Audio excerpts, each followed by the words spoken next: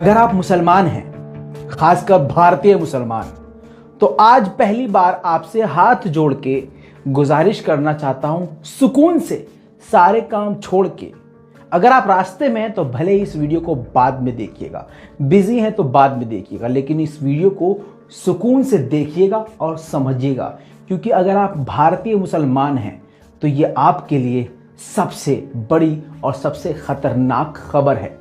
ये आपके लिए चेतावनी भी है और एक संदेश भी है और एक अलर्ट भी है। तो बड़े सुकून के साथ इस वीडियो को देखिएगा। सलाम, नमस्ते, सत श्री अकाल। मैं हूं रजा और आप देख रहे हैं रजाग्राफी। इससे पहले भी मैंने एक अंतरराष्ट्रीय वेबसाइट ऑर्गेनाइजेशन के द्वारा आपको एक रिपोर्ट जारी करके बताया था, जिस ऑर्गेनाइजेशन का नाम है जेनोसाइड वॉच। ये उन सभी देशों पर नजर रखती है जहां पर एक कौम को लेकर या किसी कास्ट को लेकर जेनोसाइड किया जाता है, उनका नरसंहार किया जाता है। अमेरिका की सबसे बड़ी ऑर्गेनाइजेशन जेनोसाइड वॉच ने अभी पिछले महीने रिपोर्ट जारी करके बताया कि भारत में आने वाले वक्त में बीजेपी सरकार के द्वारा पूरी प्लानिंग के तहत 20 करोड़ मुसलमान लोगों को कत्ल करने का प्लान है। जिस वीडियो रिपोर्ट को हमारी लगभग 9 लाख लोगों ने देखा।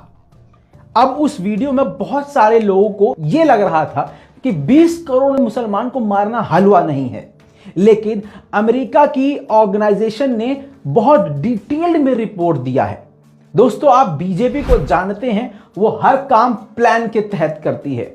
ऐसे तो दिल्ली के दंगे भी किसी ने एक्सपेक्ट नहीं किए थे, लेकिन हुआ, और क्या हाल हुआ आप खुद जानते हैं।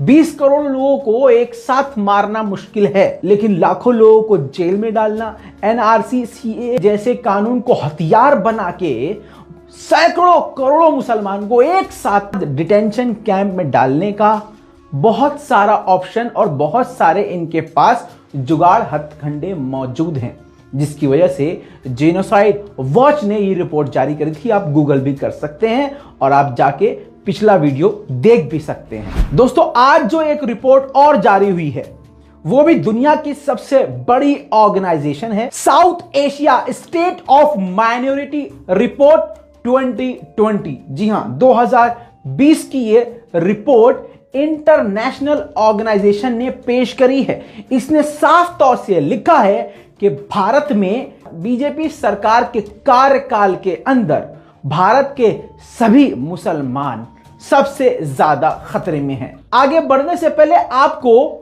सबूत भी दिखाना चाहता हूं। ये वो वेबसाइट है। जी हां दोस्तों, ये वेबसाइट है। इसका लिंक मैं आपको वीडियो के डिस्क्रिप्शन में दे रहा हूं। जरूर वक्त निकाल के खुद अपनी आंखों से पढ़िएगा, क्योंकि रिपोर्ट बहुत लंबी है, लेकिन मैं आपको शॉर्ट में बड़ी बड़ी बात बताने जा रहा हूं, जो आपके दिमाग के नसों को खोल कर रख देगी। आपको चौंका देने वाली खबर दे रहा हूं। ये वो वेबसाइट है, इसका लिंक मैं नीचे डिस्क्रिप्शन में दे रहा हूं। आप थोड़ा सा स्क्रॉल करेंगे तो ये देखिए, यहां पर आपको डाउनलोड का ऑप्शन दिख रहा है। आप पूरी पीडीएफ डाउनलोड कर सकते हैं और इसको खोल के आप पढ़िएगा। आपको इंडिया के सेक्शन में पूरे तरीके से बताया गया है किस तरीके से बीजेपी मुसलमानों को टारगेट कर रही है, और इन्होंने इनके द्वारा भारत में मुसलमानों के लिए रेड अलर्ट जारी कर दिया गया है। आपको यह मजाक लग रहा होगा, लेकिन आज की जो स्थिति है भारत के मुसलमानों की, इतनी गंदी स्थिति कभी भी भारत के इतिहास में मुसलमानों की नहीं रही है। यह कड़वा सच है। अगर आज ये हालत हो सकती है तो इस रिपोर्ट के मुताबिक और पहले जेनोसाइड वॉच के मुताबिक से भी ज्यादा घटिया स्थिति हो सकती है। दोस्तों, रिपोर्ट के अनुसार ये बताया गया है, इस पूरी रिपोर्ट में ये बताया गया है कि बीजेपी सरकार का सबसे बड़ा मकसद मुसलमानों को टारगेट करना है, और जो वो कर रही है एनआरसी के अंतर्गत, एनआरसी को हथियार बना के मुसलमानों को स्टेटलेस और कंट्री लेस बनाना चाहती है, और उनसे सारे राइट और अधिकार छीनकर उनको डिटेंशन सेंटर में डालना चाहती है। जी हां दोस्तों, रिपोर्ट में साफ तौर से लिखा गया है कि जब से बीजेपी सरकार का गठन हुआ है और जब से मोदी प्रधानमंत्री बने हैं, तब से इनके नेतृत्व में हर ऐसा काम किया गया है जो मुसलमानों को कमजोर करे। और जब से मोदी प्रधानमंत्री बने हैं भारत के, तब से मुसलमानों के लिए भारत एक खतरनाक जगह बन गई है। दोस्तों, हर साल ये इंटरनेशनल ऑर्गेनाइजेशन ऐसी रिपोर्ट जारी करती है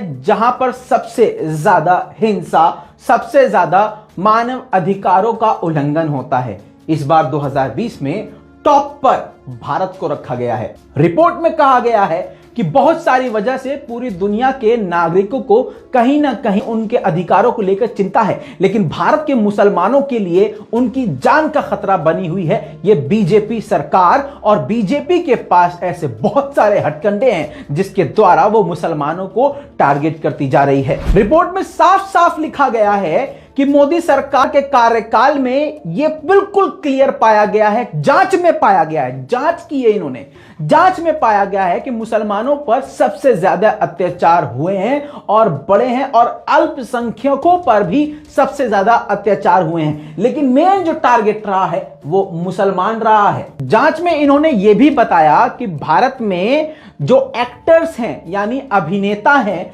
अध्यापक हैं, नेता हैं, मानव अधिकार के लिए काम करने वाली कोई ऑर्गेनाइजेशन, एक मुस्लिम ऑर्गेनाइजेशन है, शांतिपूर्वक तरीके से प्रदर्शन करने वाले या स्टूडेंट्स हैं, या ऐसा कोई मुस्लिम पत्रकार या कोई डॉक्टर है जो सरकार की नीतियों के खिलाफ आवाज उठा रहे हैं, उनको पूरी प्लानिंग के तहत उनको घेर कर, उनको फंसाकर उनके साथ अन्याय किया गया है।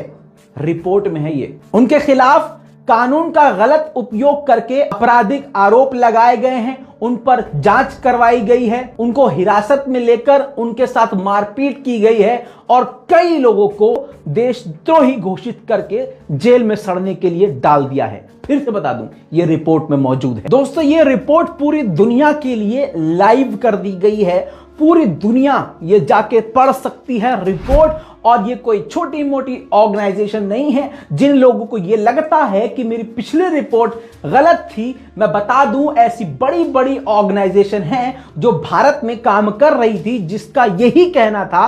फॉर एग्जाम्पल एमनेस्टी, ये वो ऑर्गेनाइजेशन है जिसको भारत सरकार ने, बीजेपी सरकार ने सिर्फ इसलिए बैन कर दिया क्योंकि दिल्ली के दंगों में बीजेपी को इसने नंगा कर दिया था। जी हां दोस्तों, तो इससे लिंक सभी बैंक अकाउंट को ब्लॉक कर दिया। एमनेस्टी परेशान होके अपना भारत से कामकाज समेट के वापस चली गई।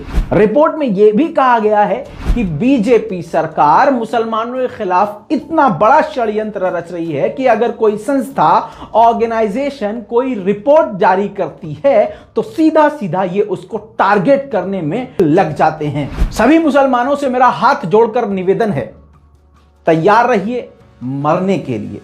करबला को याद कर लीजिए, वो 72 थे और सामने 1.25 लाख का मजमा था।